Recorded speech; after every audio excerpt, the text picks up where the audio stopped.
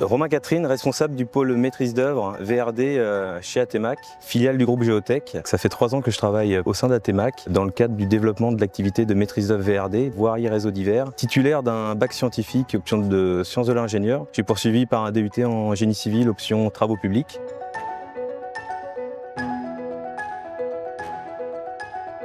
Ça va faire 20 ans que je travaille dans le secteur de la maîtrise d'œuvre VRD. J'ai commencé mon expérience à la Société des autoroutes Paris-Normandie à la suite de mon diplôme, ce qui m'a permis de découvrir les milieux de la chaussée, de l'hydraulique, des ouvrages d'art et de la signalisation. Ensuite, je suis parti donc en bureau d'études privé pour diversifier mes expériences en termes de typologie de travaux. J'ai fait aussi une expérience en collectivité locale, ça m'a permis de comprendre le fonctionnement du domaine public, ce qui permet aujourd'hui, à mon sens, d'être au plus vrai au moment de la retransmission de nos études. Mon métier consiste en la retranscription des besoins de nos clients, en fait, que ce soit pour la création d'un parking, l'aménagement d'une rue ou un aménagement qualitatif en centre-ville, aussi bien qu'un secteur d'autoroute ou la création de déchetterie. L'objectif est de diagnostiquer les problématiques des clients, de les retranscrire sur papier, sur plan, par le biais de logiciels DAO, de pouvoir les quantifier, d'accompagner les clients sur le suivi des travaux, que ce soit la partie administrative, financière ou gestion du planning, jusqu'à la réception des travaux et à la garantie de parfait achèvement qui a lieu un an après la réception de cette dernière. Mes missions au quotidien sont classées en 2 grandes familles. La première consiste en la gestion en tant que telle de l'agence, avec la prise de commande, la réponse aux appels d'offres, établir le planning de production de plans auprès des collaborateurs. Ensuite, il y a la partie technique qui commence à la phase diagnostic, à l'accompagnement des collaborateurs sur tout ce qui est conception de projet, validation des plans, dimensionnement de chaussée, dimensionnement hydraulique. Une fois la phase visa terminée, s'ensuit la phase de direction et d'exécution des travaux, où l'on passe sur chantier une fois la semaine pour réaliser des réunions de chantier sur lesquelles on vient acter tous les faits de chantier, parce qu'un chantier c'est vivant et il faut l'accompagner techniquement, financièrement et administrativement.